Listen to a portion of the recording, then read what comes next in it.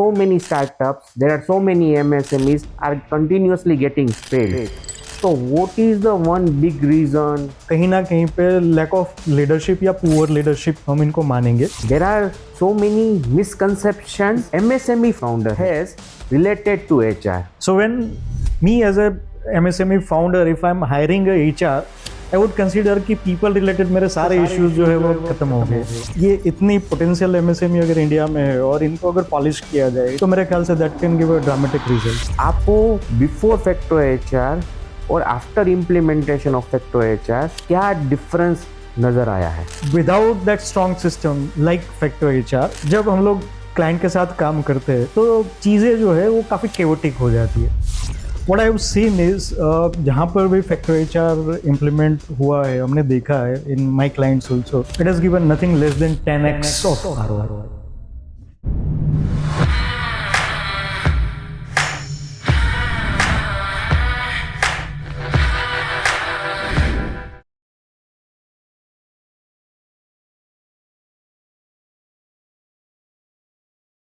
Hey folks, welcome to Insight with Aniruddh, जहाँ पे हम बिजनेस ग्रोथ और लीडरशिप पे बात करते हैं, स्पेशली उन एमएसएमईज के लिए जिनको स्ट्रक्चर्ड वे से अपने बिजनेस को स्केल अप करना है. आज हमारे साथ ऐसे गेस्ट है कि जिन्होंने हंड्रेड्स ऑफ एमएसएमई के साथ गुजरात और पूरे इंडिया में काम किया है, ना ही सिर्फ as a business consultant but उनके रियल ट्रांसफॉर्मेशन पे वर्क किया हुआ है. उन्होंने ग्राउंड लेवल पे वर्क करके उनके बिजनेस में इम्पैक्ट क्रिएट किया है.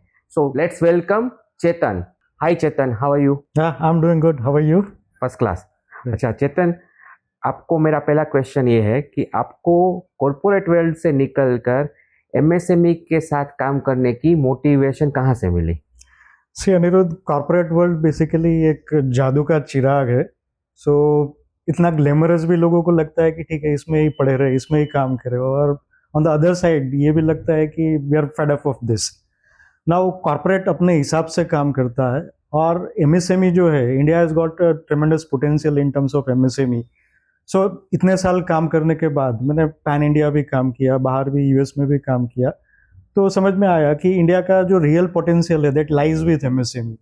तो देन आई थॉट कि ये इतनी पोटेंशियल एमएसएमई अगर इंडिया में है और इनको अगर पॉलिश किया जाए, इनमें जो मिसिंग पार्ट है उसको आइडेंटिफाई किया जाए, तो मेरे ख्याल say that can give a dramatic result. So I thought of coming into MSME sector because ये पूरा एक लार्ज चंक है जो इंडिया को आगे लेके जाने वाला है. जो विकसित भारत है वहाँ पे this is something which is going to contribute. So I thought of getting into that. Fantastic Chetan. Chetan, मेरा एक दूसरा क्वेश्चन है आपको कि कौन सी वैल्यू आपकी लाइफ में मोस्ट इम्पोर्टेंट है और उन्होंने आपकी करियर विथ एमएसएमई में क्या इम्पैक्ट किया? ग्रेट. सी वैल्यू सिस्टम किसी भी इंडिविजुअल के लिए और ऑर्गेनाइजेशन के लिए भी that plays a vital role.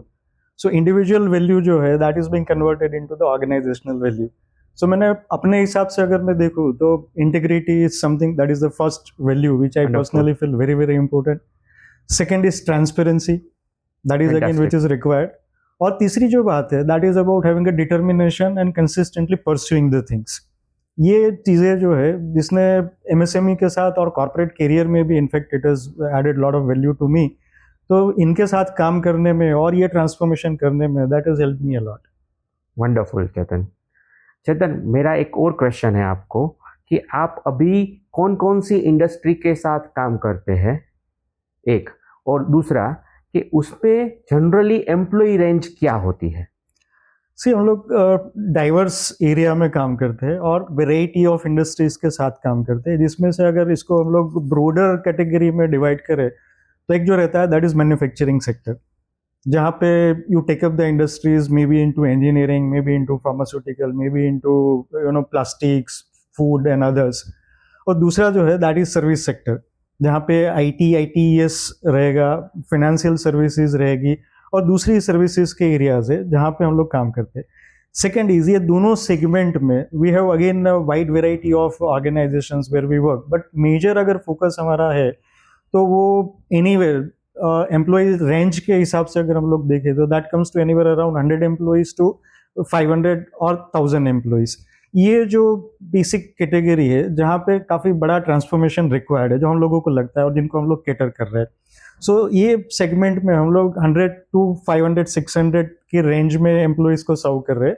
Services में थोड़ा सा इसमें माइनर डिफरेंस होता है कि कहीं पे 50-60 एम्प्लॉयज़ भी होता है और कहीं पे अगेन 300 to 500।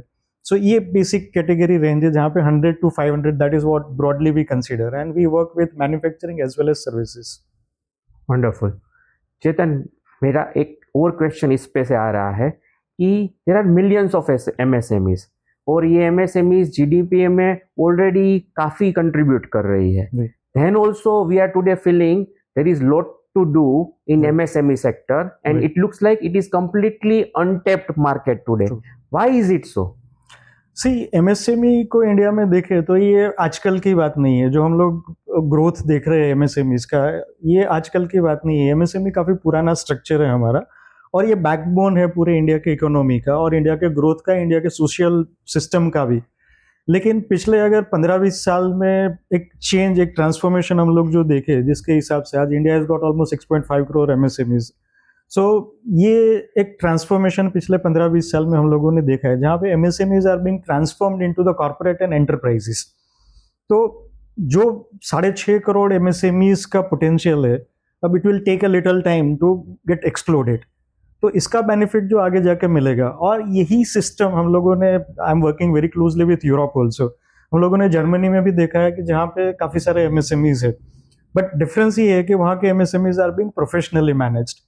और यहाँ पे काफ़ी सारी चीज़ें हैं जिस जो गैप्स है, हम लोग डेफिनेटली ये सेशन में इसके ऊपर भी काफ़ी चर्चा करेंगे। तो ये जो पोटेंशियल है, अगर इसको एक्सप्लोर किया जाए और आगे लिवरेज किया जाए, तो मेरे ख्याल से इंडिया वुड बी जो रियल सेंस में विकसित भारत जिसको हम लोग बोलते हैं, वो हो सकता है।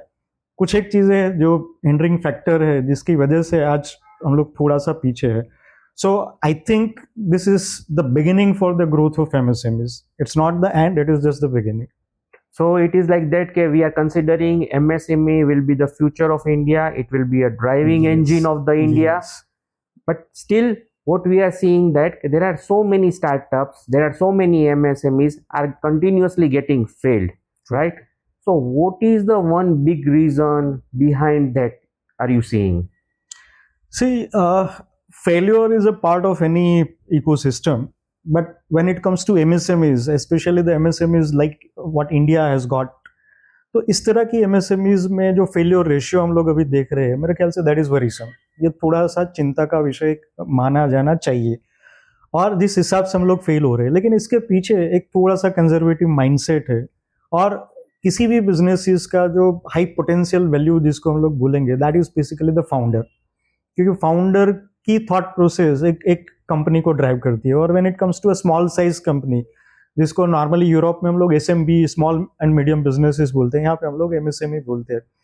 सो 2-3 फैक्टर्स ऐसे हैं जो MSMEs को they are dragging it behind somewhere. इसमें से पहली चीज़ मैं मानूंगा कि कहीं ना कहीं पे लैक ऑफ लीडरशिप या पुअर लीडरशिप हम इनको मानेंगे। अब इसके भी काफ़ी पहलू है जो आगे थोड़े टाइम में हम लोग डिस्कस करेंगे। दूसरा मुझे जो लगता है that is person driven approach rather than a system driven approach. जो मैंने अभी बात बताई कि जैसे I am working very closely with the German MSMEs, तो वहाँ पे it's being professionally manage, so they are having system driven approach. हमारे यहाँ पे ट्रेडिशनली ये जो MSMEs है, MSMEs का लगभग ज़्यादातर जो पोर्शन है that comes from family businesses. तब MSME की ये भी एक ब्लैंड है, एक फ्लेवर है कि फैमिली बिजनेसेस। और फैमिली बिजनेसेस में मेरा ये मानना है, मैं कई बार मेरे प्रोग्राम्स में भी बोलता हूँ, मेरे क्लाइंट्स को भी ये बताता हूँ कि सबसे difficult part of a family business is to manage family when it comes to working with the founder. तो ये जो पर्सन ड्रिवन अप्रोच है वो सिस्टम ड्रिवन अप्रोच के ऊपर डोमिनेट करता है, और ये सिस्टम ड्रिवन नहीं होने के कारण कहीं ना कहीं पे ग्रोथ इनका रुक जाता है। सो that is another factor which is somewhere it is missing it out. तीसरा जो है कि पीपल के टर्म्स में स्केलेबिलिटी। अब हम लोग स्केलेबिलिटी को बात करते हैं, लेकिन अल्टीमेटली हमारे बिजनेसेस में सबसे इंपॉर्टेंट पार्ट जो रहता है that comes to people. So people practices के हिसाब से अगर स्केलेबिलिटी को देखा जाए तो we don't have a defined structured approach for scalability in terms of people. So ये मेरे ख्याल से 2-3 एरियाज है which is dragging the MSMEs somewhere behind. आपने 3 चीज़ें बताई कि one is a founder, second is a systems and processes, Right. And third is a structure with which can handle this particular thing. So what if I combine all these 3 things, I feel like that what we are talking about is somewhat culture, right? Culture of the organization. True. Right. So now I would like to understand what exactly we say it is a culture of Right. a particular organization, Right. right? और वो culture right direction में जा रहा है या नहीं जा रहा है, वो हम कैसे पता कर सकते हैं? See, culture not only for the organization, for the society also. जैसे हम लोग कल्चर की बात करते हैं कि किसी फैमिली की वैल्यू को अगर आप देखो तो वहाँ पे हम लोग बोलते हैं कि this are the people who are cultured enough, ठीक है। सो हमारा रहन सहन, हम लोग किसी भी चीज़ को किस तरह से, किस नज़रिए से देखते हैं, किस तरह से हम इनके साथ बिहेव करते हैं, और हर एक सिचुएशन में भी कि जहाँ पे अच्छी चीज़ें हो रही है, सिचुएशन में भी कि जहाँ पे क्राइसिस है, तो इन चीज़ों को किस ढंग से हम लोग इसके साथ बिहेव करते हैं, ये कल्चर को डिफाइन करता है।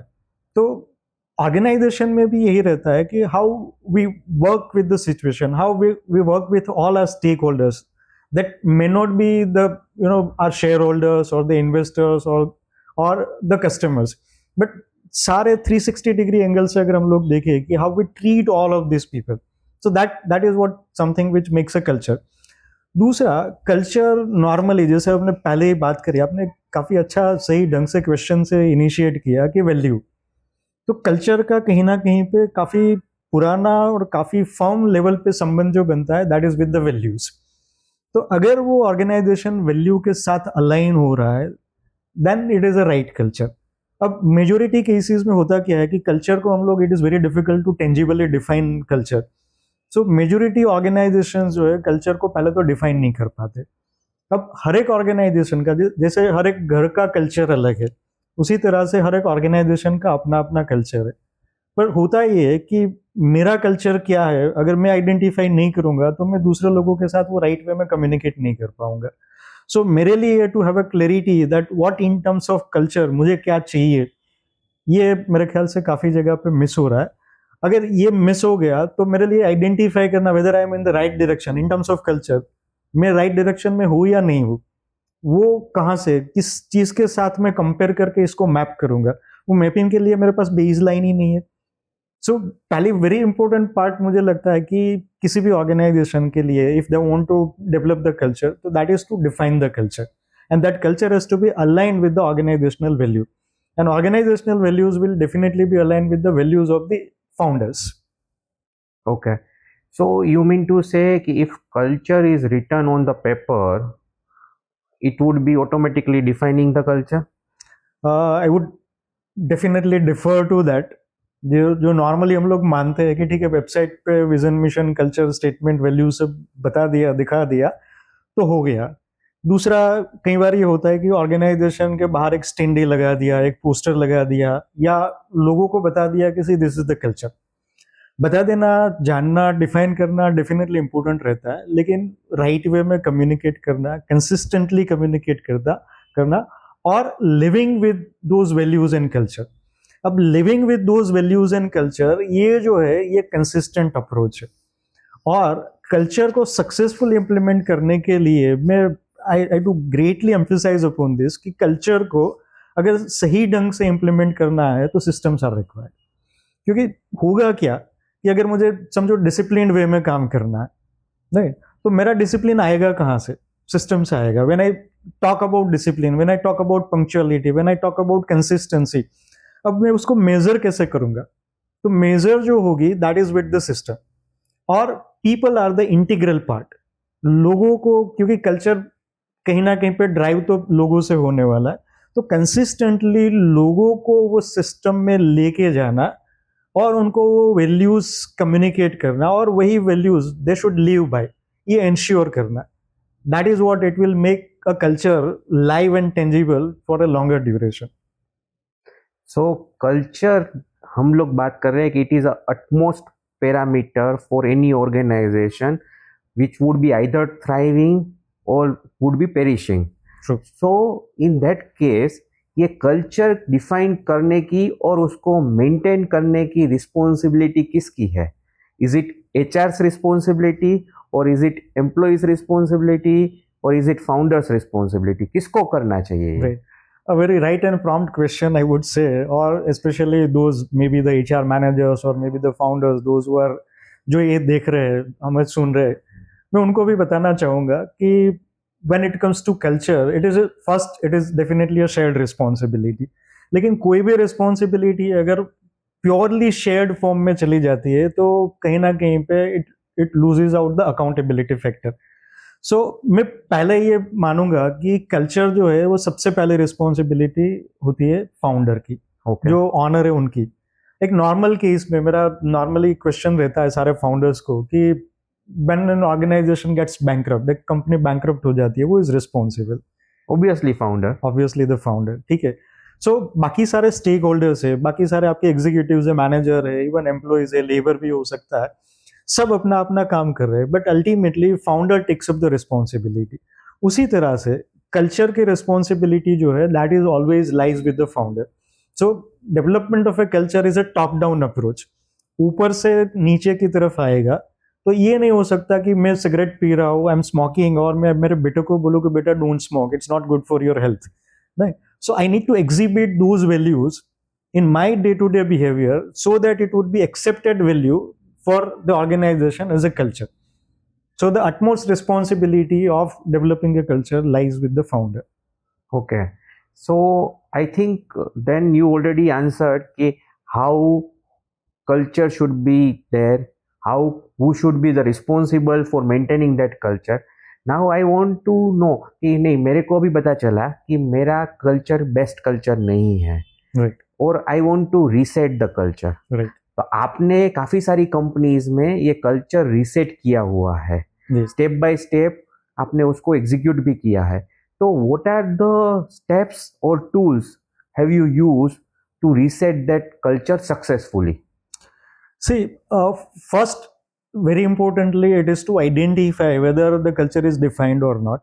If it is defined, और अगर वो सक्सेसफुल इम्प्लीमेंट नहीं हो रहा है या it requires to be restructured, हम लोग जैसे क्लाइंट्स के साथ काम करते हैं तो पहले ये आइडेंटिफिकेशन करते हैं, that is what we call gap analysis, whereby we understand कि ऑर्गेनाइजेशनल कल्चर में डिफाइंड वर्सेस एक्चुअल में क्या गैप है। Then we speak to the founder या जो की स्टेक होल्डर्स है उनके साथ हम लोग एक डिस्कशन करते हैं एंड वी आइडेंटिफाई कि कहाँ पे गैप है। Once the gap is identified then we start working on restructuring part. अब नॉर्मल ये रहता है कि सिस्टम्स और प्रोसेसेस जो है वो कहीं ना कहीं पे मिस होती है। अब कल्चर और सिस्टम प्रोसेसेस का कोरिलेशन कहाँ से आएगा? कई बार ये लगता है हम लोगों को कि जैसे कॉर्पोरेट में रहता है कि स्ट्रक्चर काफी कुछ है, नहीं। सो स्ट्रक्चर खुद एक, जैसे हम लोग बोलते हैं कि पॉलिसी पैरालिसिस, कॉर्पोरेट में ये वर्ड काफी, इसको जार्गन बोले या रियलिस्टिक बोले, लेकिन this is being used. So policy paralysis is something whereby you have lot of policies defined, organisation सिर्फ वो पॉलिसीज पे खड़ा रह जाता है, सो पॉलिसीज उसको मूवमेंट नहीं देती है। तो कई बार ये होता है कि पेपर पे काफी सारी चीजें और इम्प्लीमेंट नहीं हो रही है, और एक तरह के ऑर्गेनाइजेशन ऐसे हैं जहाँ पे पेपर पे ही कुछ नहीं है। अब दोनों में से पहले तो कौन सा सिनेरियो है that we try to identify. उसके बाद हम उसको रिकैलिब्रेट ऐसे करते हैं कि जहाँ पे वी सी दैट फर्स्ट कि फाउंडर की कैपेबिलिटीज क्या है। कई बार ये भी होता है कि फाउंडर की कैपेबिलिटीज की लिमिटेशन है, then founders are required to be mentored so that they would be able to build the culture in the organization. दूसरा जो रहता है that is about understanding and restructuring the systems. तो ये जो systems है उनको भी हम लोग आइडेंटिफाई करते हैं, systems भी वहाँ पे रोल प्ले करती है, प्रोसेसेस भी वहाँ पे रोल प्ले करती है। सो एक हो गया ऑर्गेनाइजेशनल SOPs, जो राइट वे में SOPs को डिफाइन करना। अब कई बार ये भी होता है कि when it comes to defining the SOPs, हमारा ज्यादातर फोकस जो हो जाता है वो पेपर पे SOPs बना देना, नहीं। मैंने ऐसे भी एग्जांपल्स देखे हुए हैं जहाँ पे ऑर्गेनाइजेशन ने काफी अच्छे से पेपर पे काफी फैंसी दिखने वाले SOPs बनाए हुए, और जब इनकी ये कंप्लेन रहती है कि SOPs are not being implemented properly, हम ग्राउंड लेवल पे जाके इनके एग्जीक्यूटिव्स, इनके लेबर, इनके वर्कर या इंजीनियर्स के साथ जब बात करते हैं तो पता चलता है कि they were actually not a part of designing and development of this SOPs. तो प्रोसेसेस जो है वो जो स्टेक होल्डर है, जो प्रोसेस में इन्वॉल्व है, उनके इन्वॉल्वमेंट के साथ ये प्रोसेसेस डिफाइन होनी चाहिए. That would be the realistic processes. Definitely that has to be verified by the reporting manager और द सुपीरियर्स. तो एक पार्ट ये होता है कि आपकी एसओपीज राइटली डिफाइंड हो. दूसरा इंपॉर्टेंट पार्ट हो जाता है रोल्स एंड रिस्पॉन्सिबिलिटीज की क्लैरिटी. क्योंकि कल्चर की जब बात आती है, हम लोगों को ये लगता है कि ठीक है, ये परचेज मैनेजर है, ये सेल्स मैनेजर है, ये एचआर मैनेजर है, या एग्जीक्यूटिव है. अब इनको अपने रोल की क्लैरिटी जब तक नहीं रहेगी, तब तक वो सेंस ऑफ ऑनरशिप नहीं आएगा. व्हेन आई पर्सनली फील, मुझे जब लगता है कि ये प्रोसेस मेरी प्रोसेस है and I am suppose to do this, तो ऑटोमेटिकली एक सेंस ऑफ ऑनरशिप वहां पे आती है. लेकिन आई नीड दैट क्लैरिटी.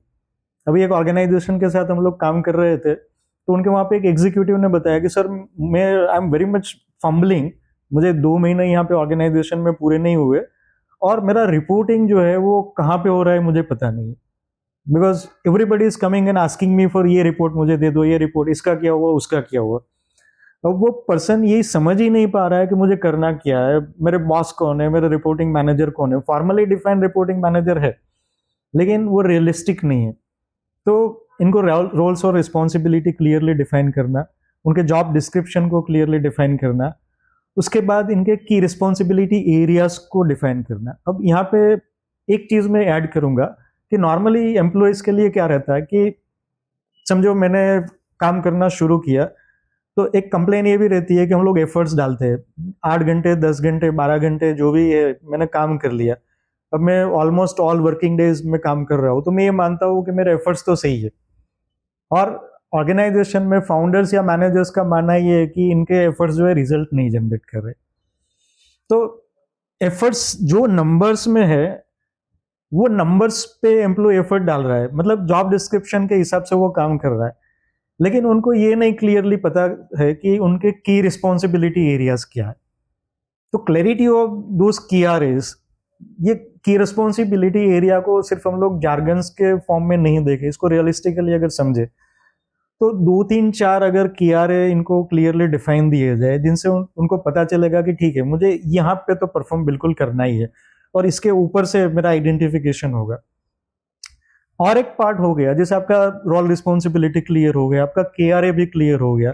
अब वो केआरए के हिसाब से अगर मैं काम कर रहा हूँ या नहीं कर रहा हूँ, नहीं. तो जैसे मारुति की एड में हम लोग देखते हैं कि कितना देती है, तो that is more concern about the mileage, नहीं. सो उसी तरह से अब there are an number of features available in a car, but me as an individual when I am buying a car, I would be focused on couple of parameters. उसी तरह से employ पूरे दिन में, हम लोग तो ये करते हैं कि नॉर्मली जब परफॉर्मेंस मैनेजमेंट सिस्टम डिजाइन करते हैं, तो एम्प्लॉयज को एक पूरा एक्टिविटी लिस्ट बनवाते हैं, जहाँ पे whatever the task they are doing, that may be 100, that may be 120, फिर KRA आगे. अब उसमें से मेरे पास मेजरेबल टर्म्स में आने वाले 2 या 3 KPIs, जिससे मुझे क्लियरली पता चलेगा कि वेदर आई एम परफॉर्मिंग और नॉट. अब डेफिनेटली आपका अनिरुद्ध क्वेश्चन ये भी रहेगा कि अब इतनी सारी भारी भरकम कॉम्प्लेक्स चीजों का कल्चर के साथ क्या कोरिलेशन है, right?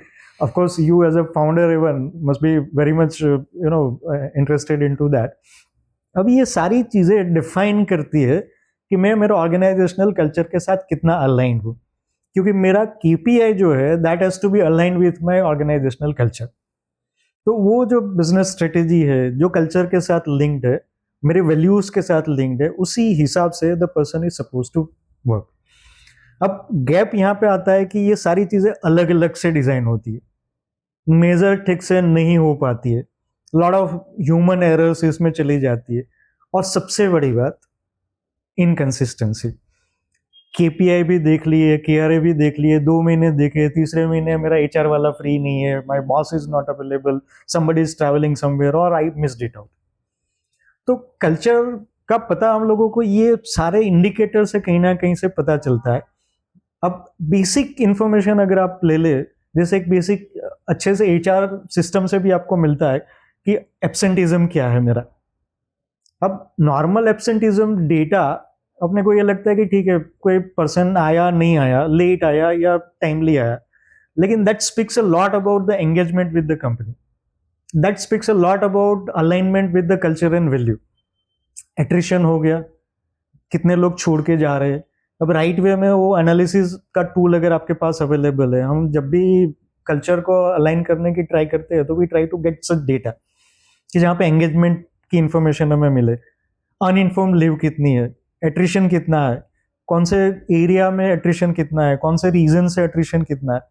So all this information that gives a kind of a knowledge जिसका कन्वर्जन हम लोग करते हैं to get the results out of it कि ये अलाइंड है कल्चर के साथ या नहीं है. वंडरफुल. जैसे आपने बताया कि पूरा लैंडस्केप क्लियर किया कि कौन कौन सी चीज़ें कल्चर को सेट करने में हेल्प करती है. आपने ये भी बताया कि कौन सी values are important. Now there is one person in the organization or one department in organization, that is HR, Right. who plays a very crucial or pivotal role in setting up the culture. Right. लेकिन what I understand as a company, okay, there are so many misconception MSME founders has related to HR. Right. Can you throw some light on that? बिल्कुल. Out of my 26 years of career, I got an opportunity to work in both of the roles. ठीक है. I worked as a HR also. काफ़ी सारे organisations में काम किया, काफ़ी variety of जियोग्राफीज में मैंने काम किया, पैन इंडिया लेवल पे भी काम किया और इवन लोकल MSMEs के साथ भी काम किया. और दूसरा, being an entrepreneur, as I do have my 3 different companies, so entrepreneur का पेन जो रहता है वो भी definitely I have experience. Now मैं दोनों चीज़ों को balance, I think I would like to balance out this fact. One is MSME founder अपने हिसाब से वो भी गलत नहीं है, उनके जो मिसकंसेप्शन बने हैं उसके पीछे कहीं ना कहीं पे देयर आर सर्टेन रीजंस. और एक चैलेंज ये भी रहती है कि HR को भी समझना कि उनके लिए उनका रोल क्या है. नहीं, अब पहली चीज के ऊपर हम लोग आए कि HR से रिलेटेड MSME फाउंडर्स का फर्स्ट इज कि एक परसेप्शन क्या बनता है, राइट या रॉन्ग. हम लोग शायद इसको साइड में रख के अगर बात करें तो एक MSME ऑनर का मानना ये रहता है कि when I am hiring an HR, क्योंकि MSME में नॉर्मली क्या आता है कि एक टीम साइज, जैसे हम लोग जिस टीम साइज के साथ डील कर रहे हैं कि वो 100-200 हो गया, 300-500 हो गया, 700-800 ज़्यादा से ज़्यादा हो गए. सो एक 100-200 एम्प्लॉइज की कंपनी में अब नॉर्मली इंडस्ट्री रेशियो हमारा HR का रहता है कि 100:1 मैन्युफैक्चरिंग में अगर हम लोग देखने जाए तो. So when me as a MSME founder, if I am hiring a HR, I would consider कि पीपल रिलेटेड मेरे सारे इश्यूज जो है वो अब खत्म हो गए. तो अब मैजिक तो आ गया, ठीक है, यहाँ पे भगवान की पूजा मैंने कर ली और सब हो जाएगा. So that is one very misconception I would say, that is with the MSME founders, because HR plays a role, definitely उसकी अपने एक रोल एंड रिस्पॉन्सिबिलिटी है. बट जो हमने अभी बात करी कि MSME फाउंडर जो है ऑर्गेनाइजेशन का फाउंडर या टॉप मैनेजमेंट है, उनकी responsibility that is on the highest level. Second is having a right HR, that is also another very big challenge. और कई बार मैंने देखा हुआ है एक और चैलेंज जो आती है कि फाउंडर्स जब हायरिंग करते हैं, अब नॉर्मली ऑर्गेनाइजेशंस में ये होता है कि HR का हायरिंग फाउंडर्स खुद करते हैं. नहीं, अब फाउंडर्स जब हायरिंग करते हैं तो नॉर्मल केस में they don't have an evaluation capability to hire, जज एंड हायर द HR. अब मैं एज ए लेमैन अगर मैं कोई इवेल्युएशन करने जाता हूँ, जैसे मेरे सामने आप रख दो कि ये 53 ग्रेड सीमेंट है, ये 43 ग्रेड है, I am not in a position to identify कि कौन सा 43 ग्रेड है, कौन सा 53 grade, because that is not my expertise. उसी तरह से इनके लिए भी ये चैलेंज हो जाती है. Now with this skill level I have identified one HR, और मेरा ये मानना है कि HR को मैंने लाके यहाँ पे बैठा दिया और मेरा कल्चर जो है वो बेस्ट हो जाएगा. So that is one misconception. Second is in terms of timeline. मेरा मानना ये है कि एक बार एक HR लगा दिया, एक बार मैंने KRA कर दिए, जॉब डिस्क्रिप्शन कर दिया, तो अभी everything will be all right. अब this is a process basically, इसको ऑपरेशनल इसीलिए हम लोग बोलते हैं. जैसे मैन्युफैक्चरिंग में, प्लांट में हम लोग काम करते हैं, ऑपरेशनली सारी चीज़ें रोज बरोज के हमारे काम में हम लोग करते हैं. You know, I need to brush my teeth every day. I can't expect कि आज मैंने कर लिया तो लाइफ टाइम हो जाएगा. तो ये ऑन गोइंग प्रोसेस है. उसी तरह से HR में भी ongoing processes are there. जो ऑपरेशनल प्रोसेसेस उसको सही ढंग से डे इन डे आउट अगर करते हैं और ये कंसिस्टेंसी के साथ होती है, अगर इसको परस्यू करते हैं, तभी जाके लॉन्गर टर्म में वो रिजल्ट मिलते हैं. अब मैं प्रोडक्ट इसलिए बना लेता हूँ क्योंकि मुझे पता है कि प्रोडक्ट इस तरह से बनती है, लेकिन मैं HR में एज ए ऑनर मुझे सक्सेस इसलिए नहीं मिलता बिकॉज मुझे पता नहीं है कि ये खिचड़ी को पकाना कितना है. नहीं, तो थोड़ी देर के बाद मैं गैस बंद कर दूंगा और फिर I will check it out कि हो गया या नहीं हो गया, so it's not going to happen. तो ये हो जाता है। दूसरा ये कि जो भी सिस्टम्स हम लोग फॉलो करते हैं, अब कहीं ना कहीं पे हमारी एक्सपेक्टेशन ये है कि एचआर सारी सिस्टम ला के रख देगा और वो अपने आप फॉलो हो जाएगी। अगर अपने आप फॉलो हो जाती तो मेरे ख्याल से ये सारी एमएसएमई जो है आज वो लार्ज स्केल एंटरप्राइज हो गई होती। लेकिन अगर हम लोग देखने जाए तो काफ़ी सारी एमएसएमईज है जो वहाँ पे ट्रांसफॉर्म हुई है। If you look at those MSMEs जो ट्रांसफॉर्म हुई है, तो कहीं ना कहीं पे उनकी HR practices they have played a vital role. So HR के हिसाब से मेरे ख्याल से founders first they need to take up the accountability, because all the functions in the organisation वो कहीं ना कहीं पे ultimately that leads to the founder. So it's not, founder ये नहीं बोल सकता कि प्रोडक्शन मेरा फंक्शन है, HR I am less concern, वो एचआर मैनेजर की रिस्पॉन्सिबिलिटी है। Second is to leverage that resource, जो एचआर को हम लोगों ने लिवरेज किया हुआ है, that becomes also very important. Third is learning opportunity for HR also. हम लोग एम्प्लॉयज के लिए, हमारे वर्कर के लिए, हमारे मैनेजर के लिए we feel that they should be given the learning opportunity. I think HR should also be given learning opportunity. तो ये भी काफ़ी एक इम्पोर्टेंट एरिया हो जाता है। सो कुछ एक चीज़ें हैं कहीं ना कहीं पे एमएसएमई फाउंडर एक परसेप्शन के साथ चलते हैं and they are missing it out and they are not able to get the desired results. तो जैसे आपने बताया कि एमएसएमई फाउंडर है, उनको खुद अकाउंटेबल बनना चाहिए जी। सेम टाइम पे HR should be also train time to time, they should go with different courses and upgrade themselves as well. Right. Now जो नेक्स्ट चैलेंज एमएसएमई फाउंडर्स को आती है जी। कि उनके पास एक बजट लिमिटेड है, राइट। वो कंपनी ग्रोइंग है, तो there is always a scarcity of the resources हर एक एरिया में है। राइट। तो फाउंडर अपना एम्प्लॉयर ब्रांड कैसे बनाए कि जिसमें बिना बजट या लिमिटेड बजट से वो एम्प्लॉइज को या राइट टैलेंट को अट्रैक्ट कर सके कि जो बेस्ट इन द मार्केट है। Correct, correct. You have rightly pointed out. मेरे ख्याल से जो भी यहाँ पे स्पेशली एमएसएमई फाउंडर्स है, they would be blessing you. Right. See when it comes to budgeting, normally ये होता है कि एमएसएमई फाउंडर के लिए बजट स्पेंड करना that's a very big challenge, because उनको क्या है कि स्पेशली द ग्रोइंग एमएसएमईज, आज के दिन में India is passing through a ट्रेमेंडस growth. जब मैं ग्रोथ कर रहा हूँ तो मुझे स्पेंडिंग हर जगह पे करनी है। मेरी स्पेंडिंग जो है वो मार्केटिंग में भी जाएगी, मेरी स्पेंडिंग इंफ्रा में भी जाएगी, मेरी स्पेंडिंग पीपल में भी जाएगी, मेरी स्पेंडिंग टेक्नोलॉजी में भी जाएगी। अब मेरे पास if I have 100 rupees to spend, I need to spend everywhere. Now a very difficult question for me is कि बजट को कहाँ कहाँ पे लगाए। अब इसी चक्कर में ये हो जाता है कि एम्प्लॉयर ब्रांडिंग के लिए it is very difficult to find the budget, right, because already salary में तो मैंने बजट डाल दिया है। सो आई वुड से कि again that innovation is required, and India is a country of jugaad, what we call, but jugaad is not something कि वो ऐसे ही हो जाता है। It is a very, I would say, very beautifully executed kind of a thing, जो आपके एक historical knowledge को आप convert कर रहे हो, वो जुगाड़ में जाता है, लेकिन उसका काफी फास्ट प्रोसेसिंग होता है जिससे वो जुगाड़ होता है। सो नॉर्मली हम लोग मशीन में जुगाड़ कर रहे थे, but if you find out the innovative ways to attract the people, अब काफी सारे पॉकेट्स मेरे ख्याल से ओपन है। अब अगर आप देखने जाते हो कि काफी लार्ज साइज कॉर्पोरेट है, रिलायंस आ गया, जैसे आई वर्क विथ महिंद्रा, सो महिंद्रा है या इन्फोसिस है, टीसीएस है, कहीं पर भी कैंपस में आ गए या कहीं पे ऐड दे दिया या नौकरी में आ गए, everybody would be definitely behind them because everybody chase that banner, because I would like to have a banner. ठीक है, when it comes to a small size company with 100 employees, और वो when they are finding out the employees, उनके लिए definitely वो काफी difficult हो जाता है because there is no banner there, वो कॉर्पोरेट वाला फीलिंग वहां पे नहीं आती है। लेकिन मुझे लगता है कि companies can definitely find out their USPs. First is finding out the USPs as a employer, right. दूसरा जो बेनिफिट छोटी कंपनीज को रहता है, जो नॉर्मली हम लोग भी नजरअंदाज करते हैं, और we are not leveraging that to reach out to the employees, that basically the learning opportunities. Normally small size companies they gives better learning opportunities. तो ये जो learning opportunities को अगर हम लोग highlight कर पाए, right? दूसरा रहता है visibility।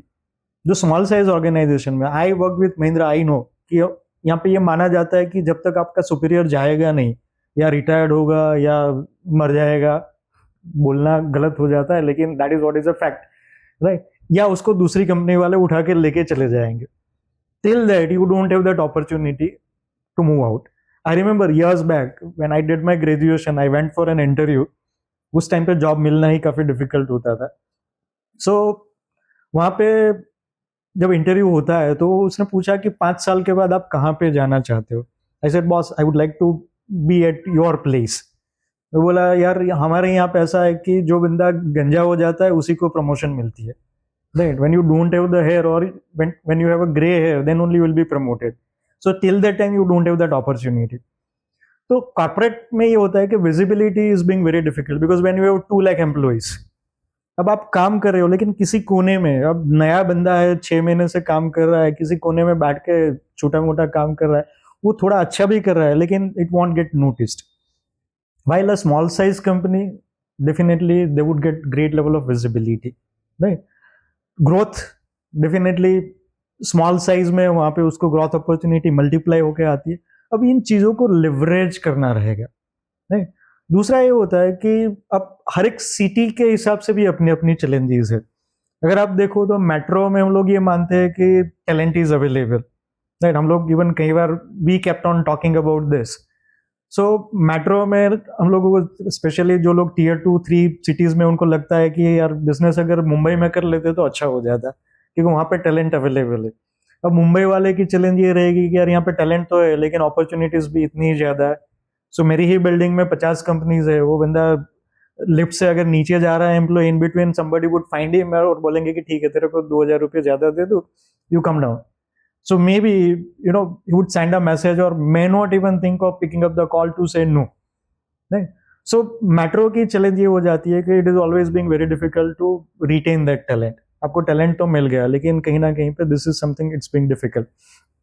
ऐसे केसेस में आप internal development of your people, इसके ऊपर आप फोकस कर सकते हो. Better employee experience, जो not only for the metro or non-metro, तो इसके ऊपर फोकस कर सकते. इसके ऊपर और भी I think I would like to throw some light more on that. और नॉन मेट्रो जो है वहाँ पे चैलेंज ये है कि we don't have kind of talent available. तो उनकी चैलेंज ये है कि स्किल्ड लोग कंपेरेटिवली मुझे कम मिल रहे हैं. अब वो केस में मुझे ब्रांडिंग करना है. तो अगर इस तरह के केसेस है जहाँ पे मेरे पास टैलेंट अवेलेबल नहीं है, so I could always focus on talent development activities, जो फाउंडर्स के लिए काफी हेल्पफुल रहेगी और कॉस्ट इफेक्टिव भी रहेगी. अब टैलेंट डेवलपमेंट कर रहे हैं तो उसको एम्प्लॉय ब्रांडिंग के फॉर्म में राइट वे में लोगों तक लेके जाना. You may use the tools like campus recruitments, you may use the tool like internal branding. मेरे ख्याल से सबसे लिस्ट यूज टूल अगर माना जाए तो दैट इज इंटरनल ब्रांडिंग. हम लोग बाहर जाके शोकेसिंग करते हैं, कैंपस रिक्रूटमेंट्स कर लेते हैं, हमारे खुद के एम्प्लॉय को हम लोग बताते ही नहीं है कि हम लोग क्या कर रहे हैं, विच इज ग्रेटली रिक्वायर्ड.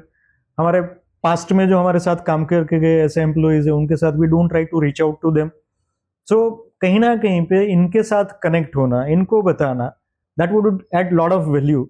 सो ये काफी सारे कॉस्ट इफेक्टिव टूल्स है जिसको हम लोग लिवरेज कर सकते हैं.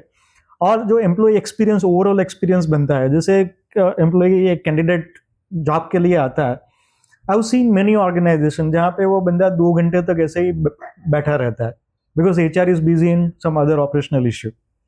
अब HR का बिजी रहना मेरे ख्याल से दैट इज, वो भी जायज है क्योंकि उसके पास भी n नंबर ऑफ एक्टिविटीज है. लेकिन अगर हम लोग प्रायोरिटी सेट करके चलते हैं कि I would like to give a best experience to my upcoming candidate and the same best experience when he joins. कई बार क्या हो जाता है, जैसे हम लोग मीम्स में देखते हैं या लिंक्डइन में काफी सारे पोस्टिंग होते हैं कि पहले एक पिक्चर आ गया, उसके बाद पर्दा गिरता है जब एम्प्लॉय इज हायर्ड और ज्वाइन होता है. ज्वाइन होने के दिन में भी अच्छी अच्छी बातें दिखाई जाती है और उसके बाद पिक्चर बिगड़ जाता है. So instead if we consistently provide them a good experience as an employee, so I think that would be a great tool to be used, or that is very, very cost effective rather than just getting into advertising the things. So I think you answered my 2 question with this, right? So that's fantastic. Means मेरे को first question था कि externally कैसे hire करें, and second was that कि वो नहीं मिल रहा है तो how we develop the team internally talent internally कि Right. where they can take up leadership position. Right. Now मेरा नेक्स्ट क्वेश्चन है आपको सिस्टम के हिसाब से, जी. मतलब आपने फैक्टो एचआर को काफ़ी सारी कंपनीज में इम्प्लीमेंट करवाया हुआ है, Right. तो आपको बिफोर फैक्टो एचआर और after implementation of Facto HR क्या डिफरेंस नज़र आया है? बिल्कुल. First Anirudh, I would definitely would love to say, I should be thankful and should say congratulations to you and entire team for developing such a wonderful system like Facto HR. Thank you, Chetan. And when we have implemented this, before Facto HR, if we look at it, or any such wonderful system, which would definitely be helpful. It's not just the Facto HR, but इस तरह की अगर एक system organization के साथ आती है, it becomes a strength to the organization. अब बिफोर फैक्टो एचआर ऐसा नहीं है कि ऑर्गेनाइजेशंस डजंट एग्जिस्ट, लेकिन ये होता है कि एक वैल्यू एडिशन ऑर्गेनाइजेशन में आता है जब एक स्ट्रॉन्ग सिस्टम के साथ उसका बैकिंग होता है. अब without that strong system like facto HR, जब हम लोग क्लाइंट के साथ काम करते हैं तो चीज़ें जो है वो काफ़ी केओटिक हो जाती है. The organisation would be messed up, नहीं? सो जब हम लोग काम करना शुरू करते हैं and when we try to see, जैसे हमारी पहले बात हुई regarding culture, regarding values, right, या जॉब डिस्क्रिप्शन हो गया या टेंजिबल आउटपुट्स हो गया, तो जो भी रिपोर्ट्स मिलते हैं या तो वो मिलते नहीं है या काफ़ी सारी एरर्स उसमें होती है. और अगर ये मानने जाए कि एक एचआर में काफ़ी अच्छा बंदा बैठा हुआ है, एक अच्छा एचआर मैनेजर भी वहाँ पे है, but he or she is struggling so much with all different variety of tasks. तो वो एक बार तो रिपोर्ट जनरेट करके दे देते हैं कि सर आप आए हुए हो, ठीक है, मैं आज सब काम छोड़ के, आई वुड अगेन से कि सब काम छोड़ के I would focus on generating this report, नहीं? तो वो काफ़ी सारे रिपोर्ट बनाते, एक्सेल सीट से डेटा निकालते, इधर उधर से कलेक्ट करके दे देते, लेकिन जब भी चले गए उसके बाद that's not being implemented. Reason is very obvious that it is very difficult to work with all this huge chunk of data. Now, when organization implements a very strong system like Facto HR, पहली चीज ये हो जाती है कि we get a lot of transparency in the system, because when you have all very much organized data, right? So organized data gives you all the transparency कि कहाँ पे क्या हो रहा है, कौन कितना लेट आ रहा है, कौन टाइमली आ रहा है, कौन कितना स्पैन कर रहा है, कौन कितनी लीव्स ले रहा है, अनइन्फॉर्म लीव्स कितनी जा रही है, नहीं? और हर एक लेवल पे, जैसे मैंने केस अभी बताया दैट एचआर एग्जीक्यूटिव, उसे कि रिपोर्टिंग की चैलेंज है, यहाँ पे you have neatly defined reporting structure. तो फर्स्ट चीज that you get transparency in the system, और जब भी जहाँ भी जो मुझे रिपोर्ट चाहिए वो मुझे इजीली मिल जाता है, so I could get a clear picture about it. Indirectly it gives me a control on the system, जो नॉर्मली एक ऑर्गेनाइजेशन के फाउंडर को चाहिए होता है. अब किसी भी फाउंडर को, you as a founder you know this pain very well, and I work with hundreds and thousands of MSME founders, business owners across India. So majority of the founders are struggling to have that control. Organisational system के ऊपर control मेरा नहीं है, और यही सबसे बड़ा fear रहता है जब मैं बिजनेस कर रहा हूँ. तो मुझे चैलेंज ये रहती है कि सारी चीज़ें कहाँ से इधर उधर मूव हो रही है, मुझे समझ में नहीं आ रहा है. Things are not in control. So one is we are getting transparency, which gives control. दूसरा benefit ये रहता है कि a level of satisfaction from the employees, because when I speak to somebody about their performance, about their irregularities, when I speak to them without the back data, right, neatly defined data and report, so वो ये हो जाता है कि it is more of a blame game. When I speak to them with all that available data, so things becomes comparatively easier. तीसरा, जैसे Facto HR has got a very good performance management system, so it helps us to have job descriptions, KRAs, KPIs, and even we can understand and identify whether they are aligned with the organizational values or not. So when it comes to having OKRs defined, objectives and the responsibilities, and my KPIs aligned with my OKRs, so me as an individual, me as a founder, it would be easier for me to identify this correlation, whether मेरे KPIs जो है वो मेरे objective के साथ जा रहे हैं या नहीं जा रहे. जो हमारा पहला डिस्कशन हुआ अभी कि ऑर्गेनाइजेशनल कल्चर अलाइन है या नहीं है, क्योंकि कल्चर हो रहा है लेकिन वो राइट डायरेक्शन में है या नहीं है। अब ये OKR और ये KPI अगर अलाइंड हो गए तो मेरे ख्याल से वो कहीं ना कहीं पे कल्चर का डायरेक्शन जो है दैट इज राइट डायरेक्शन। तो ये आइडेंटिफिकेशन भी नॉर्मली हमें लगता है कि एक HR की सिस्टम है, वो सिर्फ HR लीव अटेंडेंस पेरोल का डेटा देती है, लेकिन मैं ये बोलूंगा कि फैक्टर HR जैसी अगर सिस्टम है तो वो आपको कल्चर का अलाइनमेंट देती है। अगर आप इसको राइट ढंग से यूज कर रहे हो तो it gives you an alignment to the culture. वो आपको इंडिकेटर दे रही है जब आप पार्किंग कर रहे हो, पार्किंग सेंसर्स आपको बता रहे हैं कि आप राइट पार्किंग कर रहे हो। उसी तरह से factor HR will give you the right kind of an indication whether your culture is aligned or not.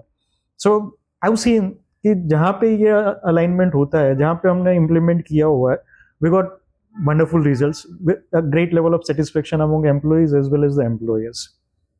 If Chetan, we have to put something in number, like say for example productivity, Right. transparency, efficiency, और ये चीज़ों को business growth में हमको, क्योंकि सब MSME founder है, बिल्कुल वो सब धंधा देखते हैं, बिल्कुल वो सब ROI देखते हैं, तो बिल्कुल उनको क्या ROI मतलब एक टेंजिबल वे से उनको नजर में आता है। There may not be directly percentage, but what is the number you can say कि अगर कोई HR सिस्टम्स नहीं है और बाद में उन्होंने फैक्टो HR जैसा कोई system full fledge organisation level पे, not only on operational level but also on the strategic level पे इम्प्लीमेंट किया, तो what kind of ROI they can expect. Factor HR के इम्प्लीमेंटेशन के बाद जो हम लोगों ने चेंजेस वहाँ पे देखे, when we talk about the productivity part, I have seen almost 82% of improvement in productivity. अब एक फाउंडर के पर्सपेक्टिव से देखे, is you are into the business, you consider this very very important. So 82% of improvement in productivity is very very high. छोटी छोटी चीजों में जो इम्प्रूवमेंट होते हैं ना, that improves the productivity. Second, yes you rightly said, धंधा है, so we are all concerned about the business and ROI। So किसी भी सिस्टम को अगर हम लोग कंसिडर करते हैं तो we always think of my investment in, और उसके अगेंस्ट में मेरा ROI। What I have seen is, जहाँ पर भी फैक्टर HR इम्प्लीमेंट हुआ है, हमने देखा है in my clients also, it has given nothing less than 10x of ROI। Wow. So that is what is a fantastic result we could found when Factor HR is implemented and implemented properly by the organization. So this is how such a strong system like Factor HR can definitely boost their businesses. Thank you, Chetan. That is really a satisfactory number for us. Like what we are building is able to generate this kind of ROI for our customers. Okay. And you being a catalyst to that, thank you so much. It is indeed great. तो आने वाले 10 साल में digital systems के era में MSME AI और systems को कैसे लेवरेज करके नेक्स्ट लेवल पे स्केल कर सकते हैं। बिल्कुल। अभी we all are talking about AI, so digitisation इतना हुआ और लगभग हर एक फील्ड में, जैसे अकाउंटिंग सिस्टम में पहले we are doing it manually, now अगर आप बोलोगे कि हम लोग अकाउंटिंग मैन्युअली कर रहे हैं तो लोग डेफिनेटली हंसेंगे। उसी तरह से जितने भी डिजिटल टूल्स आज के दिन में मार्केट में अवेलेबल है, मेरे ख्याल से they are helping out the MSME owners greatly. अब इसको, एज यू राइटली सेड, इसको लेवरेज करना, राइट? सो सही right kind of a tool that may be for HR, a very powerful system like Factor HR, or that may be the other tools जिसकी requirement आपको CRM में या ERP में या जहाँ पे भी है, और the system like Factor HR which uses AI so wisely, or I would say in a very balanced approach, ये काफ़ी रिक्वायर्ड हो जाता है। सो इस तरह के सिस्टम्स का, इस तरह के टूल्स का अगर राइट वे में मेरे ख्याल से यूज कर सकते हैं, now that can be use right away from your recruitments, आपकी एप्लीकेशन ट्रैकिंग सिस्टम से लेके आपके रिक्रूटमेंट को स्ट्रीमलाइन करना, आपके ऑनबोर्डिंग एक्सपीरियंस को सही करना, because when I talked about employ experience, right, when it comes to people, अभी जो स्केलेबिलिटी की बात करी, the only thing which is lacking is structured approach to people. अब स्ट्रक्चर्ड अप्रोच टू पीपल में एक इंपॉर्टेंट पार्ट हो गया एम्प्लॉय एक्सपीरियंस, और एम्प्लॉय एक्सपीरियंस का एक इंपॉर्टेंट पार्ट हो गया that is onboarding process. So to have a structured onboarding process, your digital tools helps you a lot. Then defining policies, getting your job responsibilities, your KRAs, your KPIs, measurement of all of this. So ये सारे tools को अगर properly use किया जाए और सारे managers को, की मैनेजर्स को इसके लिए मेरे ख्याल से मोटिवेट किया जाए. सो राइट अवे अगर वो इंक्लाइनेशन फाउंडर का है वहां से ही आता है, so it's a top down approach. अगर ये सही ढंग से किया जाता है तो मेरे ख्याल से the future is definitely it is bright. So you mean to say sky is the limit? It Of is course. mindset is only required. Mindset is required. Mindset is required. See, it's all a game of mindset because now, as I said, funding is available, technology is available, people are available.